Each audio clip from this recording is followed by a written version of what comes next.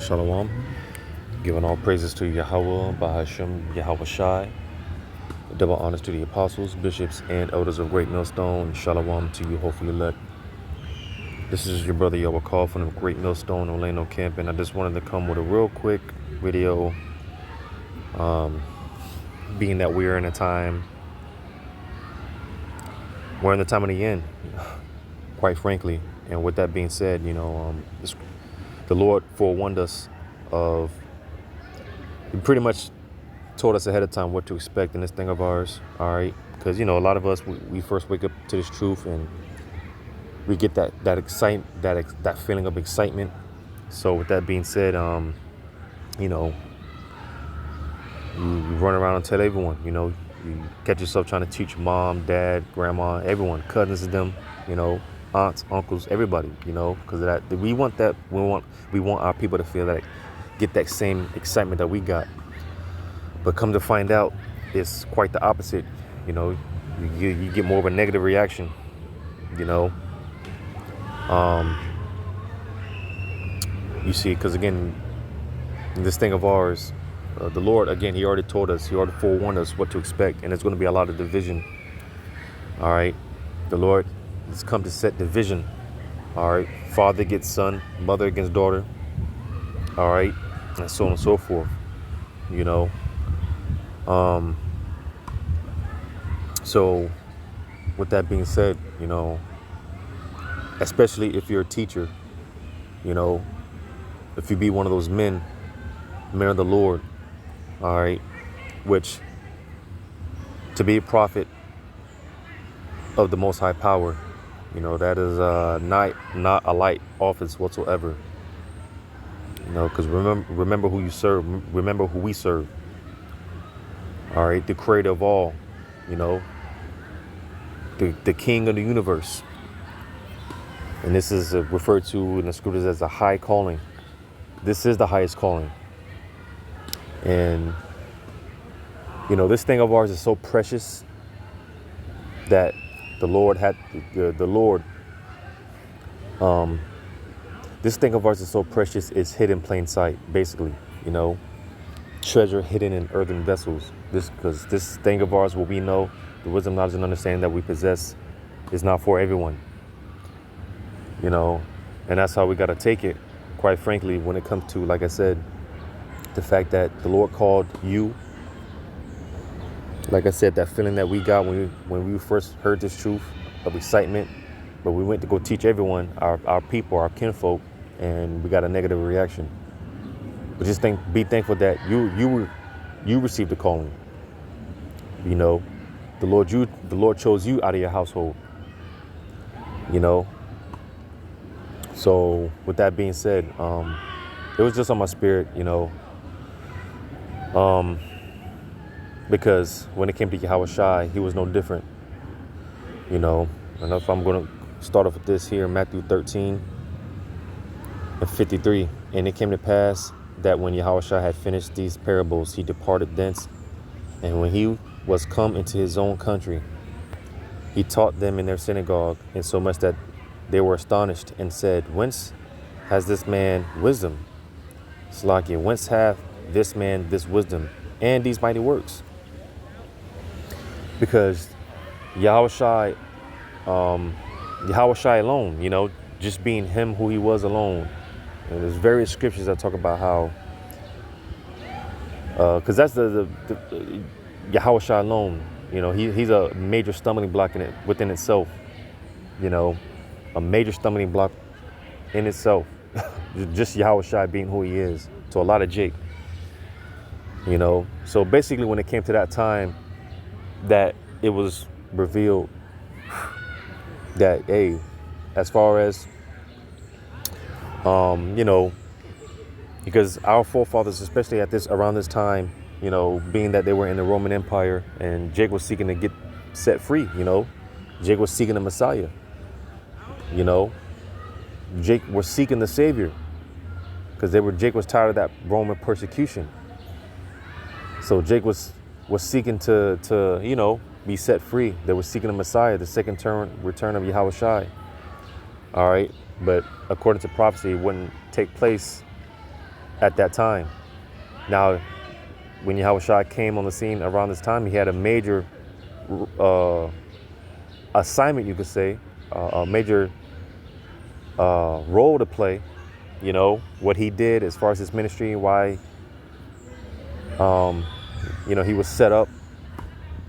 Because Yahushua, which a lot of these guys, man, that don't believe in the Old Testament, you know, but that's why it was making sense to a lot of the believers at that time, because they were, our forefathers, they were heavy into the Old Testament, you know, because Yahushua came to fulfill the law, all right, the whole law, you know, and which includes the Old Testament, by the way, all right.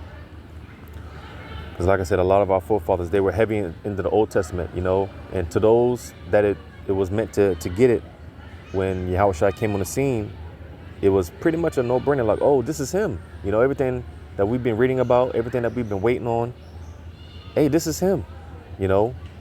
This is who we've been waiting on. This is what we've been looking for. This is who we've been reading about. But to the mass majority, all right, that's why he got this response, you know.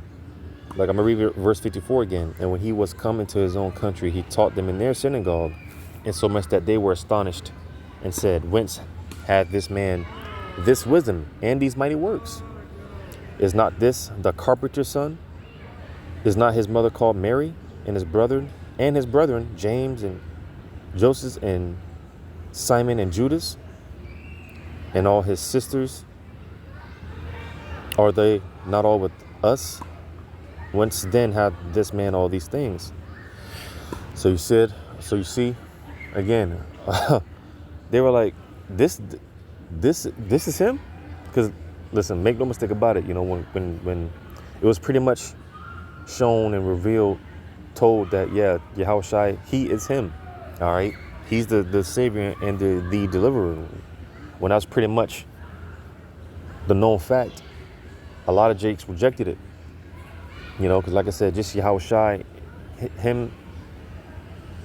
him being who he was alone, just that fact alone, Yahushua being who he was, being who he is a stumbling block to a lot of Jake back then and today. All right.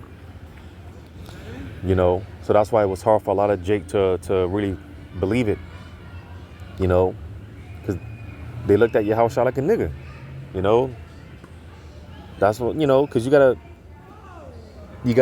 kind of modernize it when you gotta kind of put it, oftentimes when you read the scriptures, got to put it into today's terms, you know.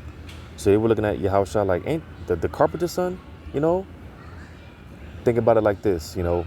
You have a top prospect, right? Well, you got that one Jake in the hood, you know. He's a great ball player, you know. And let's just say he gets like a NBA contract, right? And word gets out that, hey, such and such from, you know, down the block, yeah, he signed with the such and such. Yeah, he's going to the big leagues, you know, and that's hard to believe for a lot of Jake, because Jake is used to being in that loser mentality. You know, Jake, they had that crab in a bucket mentality, you know, because Jake is straight up losers, you know. Jake is straight up losers, you know. So they found out little such and such, yeah, he's about to get a major NBA contract. He just signed with such and such, you know. The word gets out around the block, and it's like, what? That nigga, you know, this nigga, you talking about little Ray cousin them. I used to watch him growing up on Third Avenue. You talking about from O Block, that nigga? That's kind of how they used to look at Yahushua, like the carpenter's son. What? Nah, you know, he can't be him. You talking about Mary? You talking about Joseph's son? You know, who his mother's called Mary? And we know his brothers, we know his sisters. You know, we know his people. That nigga's the Messiah? Nah, you know. They looked at Yahushua like just a nigga, man. You know, and not only that, because Yahushua, which was another stumbling block for Jake, because Yahushua, as a matter of fact, when you read the top, the heading, it says Yahushua revisits Nazareth, you know, because, hey, Yahushua, when you go into where Yahushua actually grew up, all right, he grew up in what we know today as the ghetto, the slums, all right, the rough parts of the city, all right. You know, Yahushua grew up in the ghettos, you know, believe it or not. That's why when it was shown, I think, who was that, Nathaniel, right? Because when they found out that, yeah, this is, oh, man, where's that at, man? I have to find that. Let me see if I can. Matter of fact, let me read this first. Let me read this out. Verse 57. It says, and they were offended in him. So you see, that's the thing, you know. It says, but Yahushua said unto them, a prophet is not without honor, save in his own country and in his own house. And he did not many mighty works there because of their unbelief. So that's the thing, you know, that's the point. You know, don't expect love from these people, especially when it comes to your own people. You know, don't expect no love from these people, especially when it comes to your own people. All right, especially when it comes to your own people. You know, let me see if I can find this.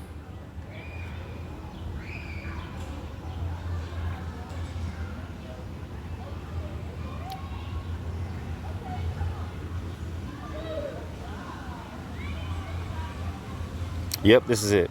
In St. John chapter 1, matter of fact, since we're here, and like I just read, a prophet is without honor amongst his own countrymen, you know, like I just read. St. John 1. St. John 1, and I'm going to start at 10. He was in the world, and the world was made by him, and the world knew him not. So you see, and that's crazy, you know. You talk about humility, and Yahushua was subjected and rejected by his own creation. Now, how about that? It says, verse 11, he came unto his own, and his own received him not. So you see, and we're talking about the Messiah himself, the King himself, right? Now I'm going to jump down. Because when it came, matter of fact, let's read it.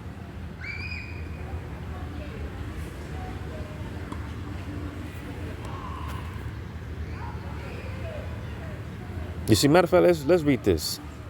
Because again, like I've been saying, you know, Yahushua, just him being who he is, who he was a stumbling block in itself. Because you see, Jake, they want a miraculous,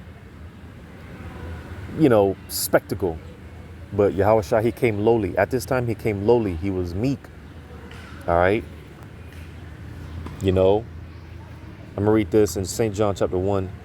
I'm going to start at verse 35, jumping down to 35. And again, the next day after John stood and two of his disciples, and looking upon Yahushua as he walked, he said, behold, the Lamb of God, the Lamb of the Most High Power. And the two disciples heard him speak, and they followed Yahushua. And Yahushua turned and saw them following, and saith unto them, what seek ye? They said unto him, Rabbi, which is to say, being interpreted, Master, where dwellest thou? So you see, because again, Yahushua, when he came, he was meek. He came lowly, humble. He didn't dwell in some palace. You know, he wasn't dwelling in some mansion, right? They wanted to see where Yahushua was dwelling at, right? Verse 39, he said unto them, come and see. And they came and saw where he dwelt and abode with him that day, for it was about the 10th hour. So you see, man, you know, nothing special, basically, you know. Because that's what they want. They wanted the whole spectacular scene. They wanted a miraculous, you know, they were expecting Yahushua to be some, you know, he didn't look the part. All right. He didn't look the part. That's the point. Because Yahushua didn't look the part. You know, Yahushua, when he was on the scene, he was a very simple man, you know, and that's how we ought to be, like the Apostle Gabar talks about, you know. If for brothers that weren't simple before, you definitely learn how to live a simple life, you know, growing up in the truth. You know, just stay low key, you know. The Lord gives us just what we need to get by, and that's all we need, man. We don't need, you know, some live better than others, but we don't need to be in, you know, fancy, extravagant cars, houses, none of that, you know. And that's a part of, you know, what I'm going into, you know, because we don't look the part, all right? We don't look the part. So that's why it's hard for our people to, man, y'all ain't no men of the Lord. Y'all ain't no prophets. And y'all stuck down here on the bottom with us. Because as I'm going to read on, like I said, verse 39, hey, where Yahushua was dwelling, hey, it was simple. It was low key, right? I'm going to jump down.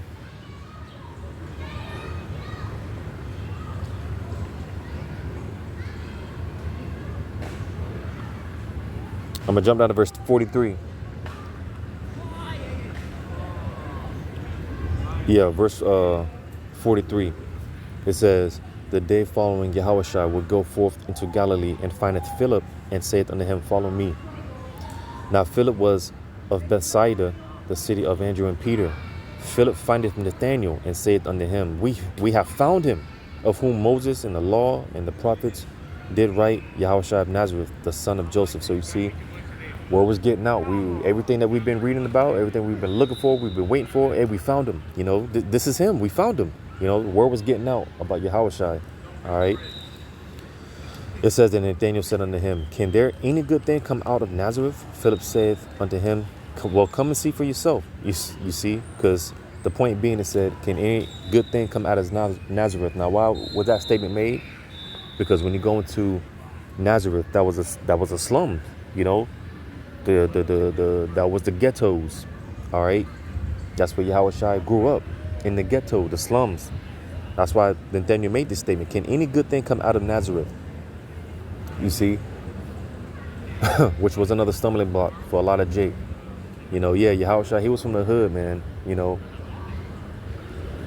So oftentimes, just a little sidebar, you think you're alone. Well, listen, hypothetically speaking, if that was true, hey, Yahushua knows, he knows, he's been there. Yahushua slept in the ghettos, man. He slept in. Hey, if Yahushua was here with us today, hey, he would know, because you know how Jake, how Jake is. A lot of us, we grew up eating bologna sandwiches for dinner, And Yahushua, just speaking as a man, it would be no different, Yahushua, he would know that feeling. He knows how it feels, man. Because he's Jake, Yahushua, hey, he's a Jake. So it would have been no different. All right. Yahushua would have known what it feels like to eat mayonnaise sandwiches, sugar bread. Yahushua would have known. All right, because he grew up in that life. All right. So that's why when it came to, again, that's why Yahushua, he's a major stumbling block, because Jake was expecting some type of miraculous, spectacle, just some show. But no, man, Yahushua, he came lowly, he came meek, humble.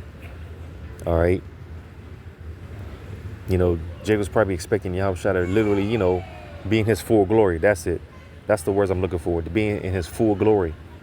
But no, that wasn't the case. This time, yes, he's coming back in his full glory. But around this time, this wasn't the time for that.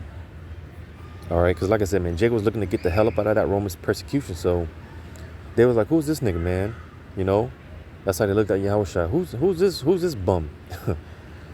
Because that's the same way they considered, hey, John, John the Baptist, being a rough around the edges. John the Baptist, as much as they want to consider us bums, Great Millstone, bums. That's why we take these things with a compliment, because when it comes to Great Millstone, hey, Great Millstone is the considered the worst Israelite camp. That's what we're known for, being bums, because we don't look the part. All right, we don't look the part, but that's how it's supposed to be. So it doesn't hurt our feelings. Yahushua would be considered a bum. Because all these other Israelite groups, they look the part for the most part. They look the part. They getting their beards all lined up and looking like pretty boys and shit, but you see real men in the Lord, some from the Apostle Taharan on down, just got that stoic look, that austere look. Brothers don't get lineups and nothing like that. So we don't look the part, and that's how it's supposed to be. So this is why, like I said, when it comes to the real men of the Lord, from you brothers, don't expect love from these people. All right. Don't expect love from these people. I'm going to get another one.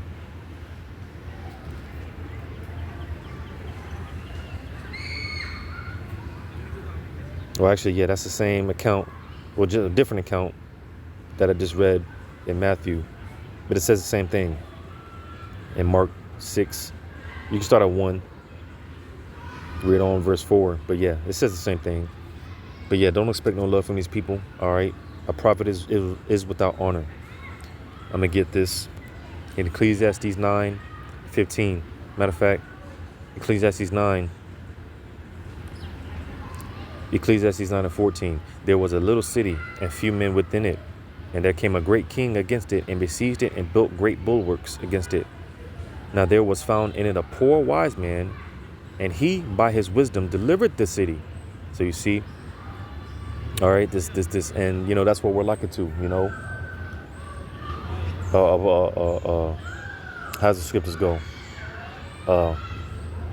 Roughly paraphrasing, a poor man being despised for his wisdom. And that's, likened unto us. We're considered the poor. Like I said, bums. We don't look the part, We don't go to any law school, Bible cemeteries or anything like that. College seminaries or nothing like that. This wisdom is from on high, And that's what Yahushua told Peter, the apostle Peter, Who do the people say that I am? Some say that you're such and such. All right. Some say that you're just a prophet. But Yahushua asked Peter, what do you say I am? Who do you think I am? Because there was speculation, There was all type of speculation. But it was clear to some. And it's clear to us. Like Yahushua asked Peter, who do you think I am? And the apostle Peter, you are clearly the Son of the Most High. You are clearly him. Clearly, you are him. And what did Yahushua say? Well, you see, roughly paraphrasing, this wisdom is from on high, because it has to be shown to you. It has to be revealed to you, because this thing of ours is not for the majority. And that's where a lot of these Israelite groups get it, This is a small circle, Like I said, man, this thing is so precious. It's only given to but a few, Because make no mistake about it, we though we're considered poor and we're despised of this world, we're fools for Hamashiach, but nevertheless, we're doing a very honorable work in the eyes of Yahweh Shema Shah. Hey, man, the Lord, the Lord thinks highly of his men, And that's why things are happening, all right, because the elect, more and more, they're waking up. That's why things are moving, because the elect are waking up, all right? And the Lord is about to shake the earth for his elect's sake, his elect men, because the Lord don't play about his men. And the world is about to find that out, man. You put hands on my anointed, you touch the apple to my eye, all right. The Lord has done way worse for far less. So how much more when it comes to the Lord's prophets, man, because the Lord, he's like the Lord said, I've given people for thy life. And that was for the whole nation. The Lord done things on the behalf of his nation in general. But the Lord's really about to shake things up for his elect's sake, man, for the elect. Because the Lord don't play about his elect. And the word is about to find that out. The Lord is about to find that out. That's why, we got to deal with the lowly right now, man. You're not going to get credit now, but in due time, Lord, when we bear that number, we're going to get ours. We're going to get ours. Through the spirit and power of Yahweh Shema Shah, we're going to get ours. All right. So don't expect no love from these people, man. Don't expect love from these people. Don't expect nothing from these people. And that's why, on another note, the brotherhood is very important, because the prophets have always been basically a separate society in itself. The scriptures talk about the company of prophets, right? They saw King Saul prophesying with the company being, mixing and mingling with the company of prophets. The prophets have always been a small circle. It's always been a small circle, man. Because that's just how the Lord operates. These other Israelite groups, like I said, they look the part and they boost and brag in numbers. This thing is not about the majority. All right. This thing is not for the majority. But reading verse 15 again, it says, now there was found in it a poor wise man, and he by his wisdom delivered the city. So you see, like I said, don't expect love from these people. Everything that you do, all right, you're not going to get credit for it. You're not going to get credit from these people. That's why I said, Reading on, it said, yet no man remembered that same poor man. So you see, this poor man saved the city, but did he get any credit? No. Did he get any love? No. So that's what you can expect. Don't expect love from these people, and that's why, like I said, we cherish the brotherhood, man, because we get it, there's just this level, if brothers deal with their different tribulations and whatnot, but brothers understand, brothers get it, brothers understand, nevertheless. But don't expect no type of credit from these people. Don't expect no love, no recognition. No. Hey, in due time, the Lord He's gonna give us our credit. All right, start with Yahushai. All right, the Lord is gonna give us our credit. The scripture said the promotion coming from the east, roughly paraphrasing. The Lord's going to exalt His men in due time. The Lord's going to give us our credit. So that's all we gotta wait for, man. Because I know it can be, at times discouraging. It can be a little bit of a letdown. It might weigh in your mind sometimes, but fret not. Because this world will fail you. This world will hurt you. It'll do you wrong. But the spirit of Yahweh Shema Shai, it'll never fail you, man. It'll never fail us. The Lord will never do us wrong, man. The Lord's got our back. And that's all that matters. So that's why when it comes down to it, the hell with this place and these people. These people don't deserve the prophets anyways. They don't deserve us anyways. So Lord willing, that was edifying. Giving all praises to Yahweh Shema Shai. Shalom to you, hopefully, that.